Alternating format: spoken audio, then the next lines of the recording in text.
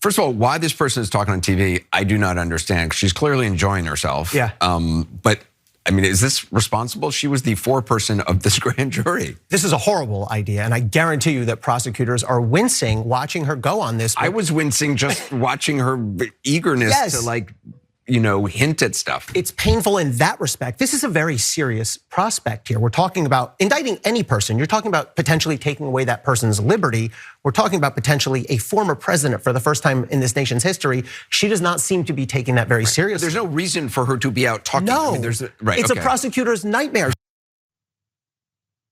Okay, so this is, to be clear, this is not normally done. I want to be very clear about that. So I understand that if you think the fact that, and in the extended interview, this is very clear, she talks about them talking about Trump, like, behind the scenes and all that. And it becomes very clear to me, I think, and I don't know why I would be biased in this direction, that they weren't necessarily generally huge fans of Donald Trump or his claims of voter fraud.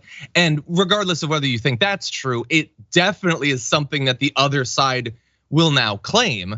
So, well, look, I think that we can critique the way that she's communicated around this, the fact that she seems to be having so much fun with that.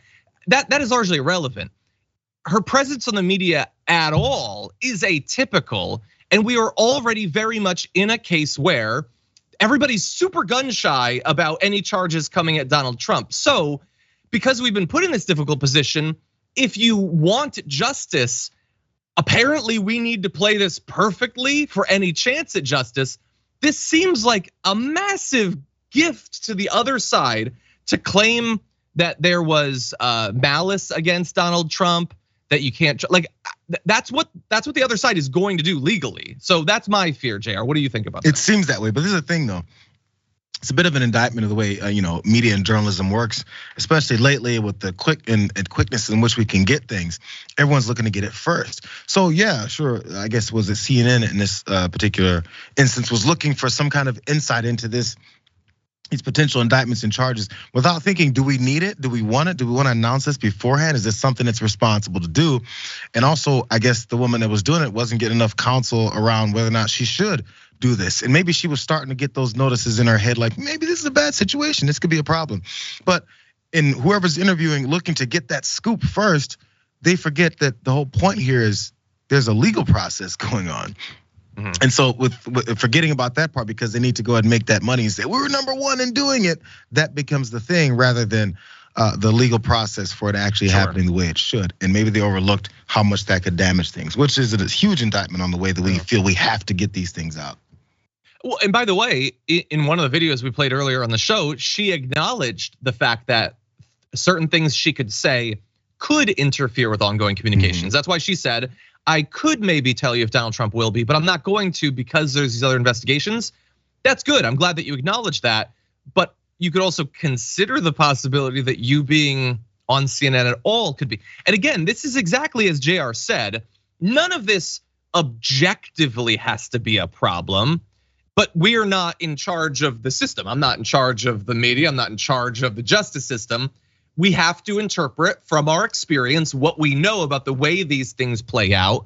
And not only the objective influences that should go into whether there's an indictment, but all of the weird interpretation and motive stuff. It sucks, I hate it, but that's the way it works. Yeah. And it does seem like it's gonna be very easy for them to use this. Maybe in the end it won't matter.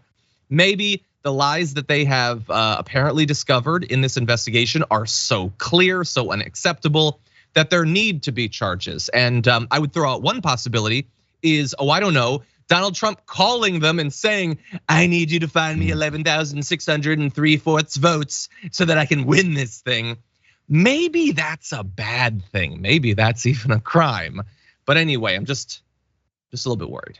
The process. Yeah. This is all very, it's all scary ground because you don't know exactly what could derail or even force people to believe that this is all, made up. Can you imagine if Hunter Biden was caught on tape saying, my daddy just needs 7,000 votes. Come on, give them to me. I don't think they would think that was cool. But anyway, fingers crossed, we'll find out if anything comes out of this. Supposedly, the indictments that are now, I guess, confirmed to be coming will be coming soon. So hopefully we'll know for sure. Anyway, we'll also see if she continues to do media appearances later on today. Don't go on Tucker, please. Bad call.